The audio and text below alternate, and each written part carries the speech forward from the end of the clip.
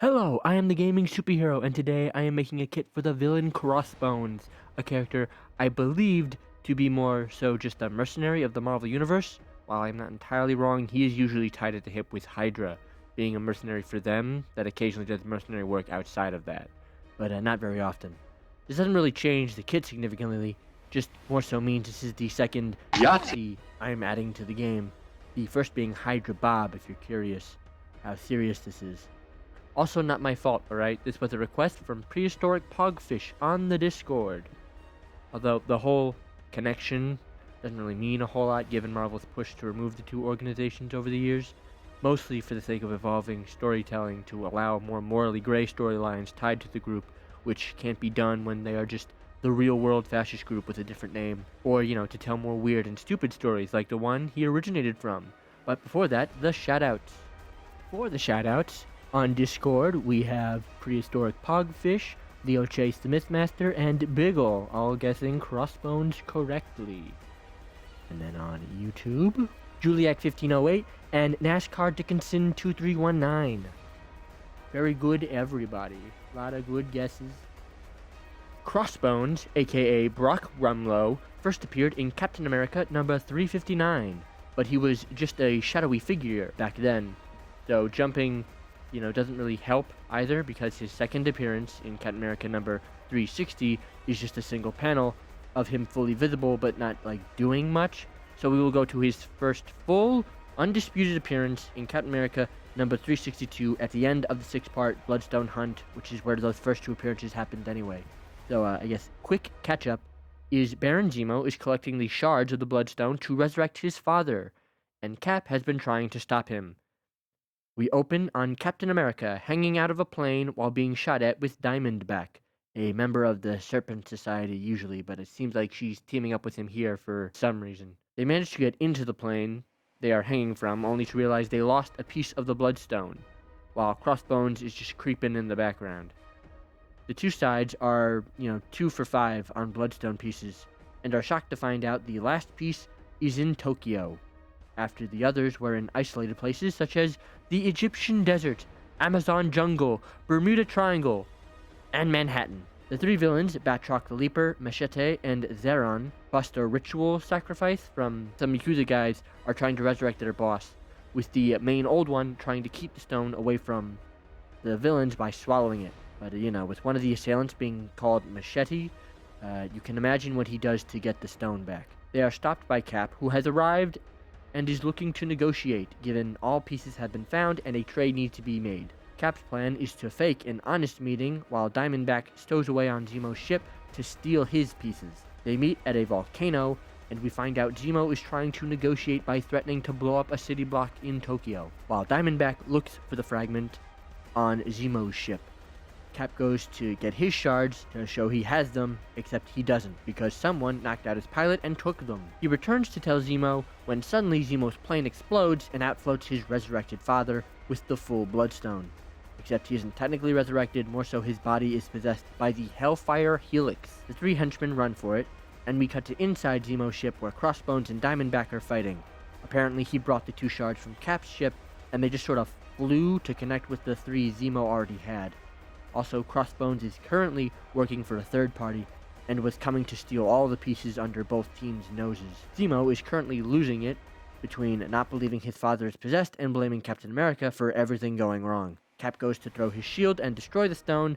At the same time, Crossbow shoots a bolt from his crossbow to do the same, both hitting and hiding Crossbones' involvement from Cap. Cap catches Zemo before he falls into the volcano, but he is too far gone and throws himself in after his father's body. Cap leaves after trying to look for Diamondback, but has just disappeared.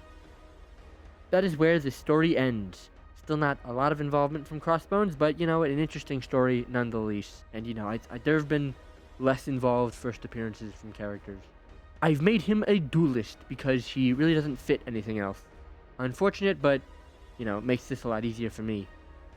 The primary was tricky, given he isn't really known for using anything specific, but I decided to go with an advanced crossbow that fires rapid-fire bolts with a small clip size, making it function similar to a burst rifle if you just hold down the button, making accuracy vital. Functioning very similar to Star-Lord, now that I think about it. where he has a very small clip size, but it all fires very rapid fire. I decided on this because his name is a pun on crossbow, and it was the weapon he was introduced with. And I also gave him a secondary fire that allows him to shoot a burst of explosive bolts that explode on impact. I have also given him a special melee combo, where on every other punch he knocks enemies back, dealing extra damage. If the enemy hits a wall, like Emma's kick, utilizing his gauntlets, mainly thinking of his MCU appearance, but they are also a regular part of his comic kit if the wiki is to be believed anyway. I have also given him an interesting passive in he takes reduced damage while meleeing. It only works for successful melee, so he can't just punch his way across the battlefield taking reduced damage for free. Ability 1 is Gauntlet Bash. Punch forward, launching a projectile that will explode a small distance away, unless it hits something before that, such as an enemy or a terrain. The explosion is fairly large and deals decent damage. Just a nice little close-range damage tool to deal with groups of enemies, to ever emphasize his close-range threat. I read about him having some sort of explosive thing on his gauntlet from the wiki and thought it would be interesting. Ability 2, Pump Up. Pound his fists together, increasing his damage output for a few seconds and stunning any nearby enemies for like a second or two when he does the initial pump up. This was inspired by the little fist pounding he does in Civil War before fighting Captain America. I thought it was a cool enough move to make it an ability. Something simple to boost his damage for a few seconds while also acting as another tool for being a menace to melee characters. Ability 3 is Debilitating Strike. A strong melee punch with a large spike that will deal damage to slow enemies and disable any movement abilities for a few seconds. Another ability inspired by the wiki, saying he has a retractable spike gauntlet that also reinforces the close range focus I gave him without necessarily making him a melee character. This also only works on one enemy at a time, in case you were wondering, so it's only really effective in one-on-ones.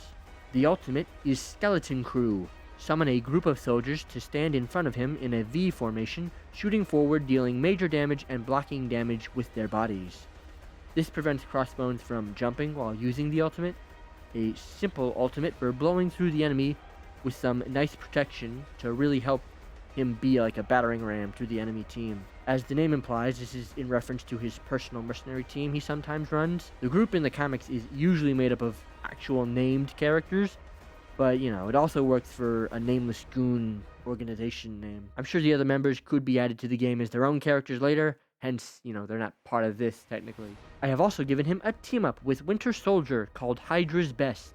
Gain a grenade launcher that fires grenades that deals damage and knockback. It also cancels any enemy's channeled states. So basically, any abilities that would be disrupted by a stun is canceled by this, but it doesn't stun enemies necessarily.